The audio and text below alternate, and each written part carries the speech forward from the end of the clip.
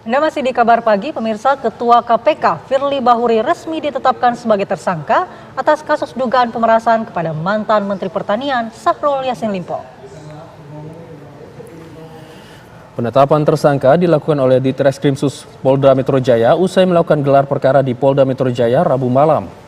Hasil dari gelar perkara, polisi menemukan bukti-bukti yang cukup untuk menetapkan tersangka terhadap Firly Bahuri atas kasus dugaan pemerasan atau penerimaan gratifikasi dan janji terkait penanganan kasus hukum di Kementan pada kurun waktu 2020-2023. Berdasarkan fakta-fakta penyidikan, maka pada hari Rabu, hari ini, tanggal 22 November 2023, sekira pukul 19.00,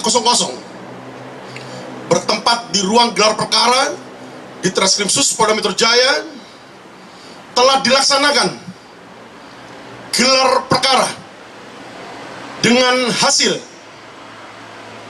ditemukannya bukti yang cukup untuk menetapkan Saudara FB selaku Ketua KPK RI sebagai tersangka dalam perkara dugaan tindak pidana korupsi berupa pemerasan atau penerimaan gratifikasi atau penerimaan hadiah atau janji oleh pegawai negeri atau penyelenggara negara yang berhubungan dengan jabatannya terkait penanganan permasalahan hukum di Kementerian Pertanian Republik Indonesia pada kurun waktu tahun 2020 sampai dengan tahun 2023.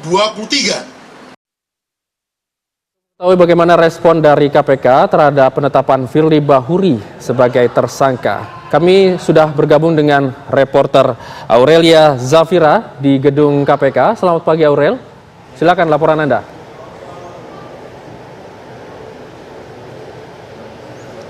Ya, baik Hijul, Andi Kumala dan juga pemirsa, hingga saat ini memang benar pihak dari KPK maupun juru bicara KPK Ali Fikri masih belum menanggapi perihal hal tersebut.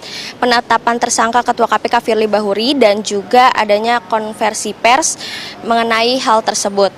Situasi terkini di KPK terlihat sepi dan kegiatan masih berjalan normal seperti biasanya. Sebelumnya pemirsa, memang Polda Metro Jaya menjelaskan perkembangan terkini kasus dugaan pemerasan pimpinan KPK kepada mantan Menteri Pertanian Syahrul Yassin Limpo.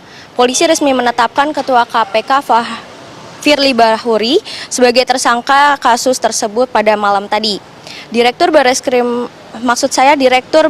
Reskrimsus Polda Metro Jaya Kombes Ade Safri Simanjuntak mengatakan penetapan tersangka tersebut dilakukan dalam gelar perkara yang dilakukan di Polda Metro Jaya dan juga menyebutkan bahwa Firly dijerat pasal 12E Undang-Undang Tindak Pidana Korupsi dengan ancaman pidana seumur hidup. Sebagaimana diketahui, kasus tersebut diadukan ke Polda Metro Jaya pada 12 Agustus 2023 lalu, di mana pengaduan masyarakat terkait dugaan pemerasan pimpinan KPK dalam penanganan perkara di Kementerian Pertanian pada tahun 2021 lalu. Pihak kepolisian selanjutnya melakukan serangkaian penyelidikan dengan melakukan klarifikasi dan pengumpulan alat bukti dalam kasus tersebut. Setelah dilakukan gelar perkara, kasus tersebut naik ke tahap penyidikan pada Oktober lalu. Puluhan saksi sudah diperiksa sejak kasus tersebut naik ke tahap penyidikan, termasuk Firly Bahuri hingga mantan Menteri Pertanian Syahrul Yassin Limpo. Pihak kepolisian juga sudah melakukan penggeledahan di rumah pribadi milik Firly Bahuri yang terletak di Bekasi dan juga di Kertanegara, Jakarta Selatan. Beberapa dokumen juga turut disita penyidik dalam kasus tersebut. Diskrimsus Polda Metro Jaya Kombes Ade Safri Simanjuntak mengatakan ada 3 dugaan kasus yang ditemukan, diantaranya pemerasan, penerimaan gratifikasi, atau penerimaan hadiah terkait penanganan kasus di Kementerian Pertanian. Nah pemirsa, hingga saat ini pantauan situasi dari kami di gedung KPK masih terlihat sepi dan juga kegiatan masih berjalan seperti biasanya. Sampai saat ini kami juga masih menunggu konfirmasi dari pihak KPK apakah benar Firly Bahuri sudah ditetapkan sebagai tersangka atau belum. Demikian informasi yang dapat kami sampaikan dari KPK. Hijul dan juga Andi Kumala kembali ke studio. Baik, terima kasih Aurel mengabarkan langsung dari Gedung Merah Putih KPK Jakarta. Selamat bertugas kembali.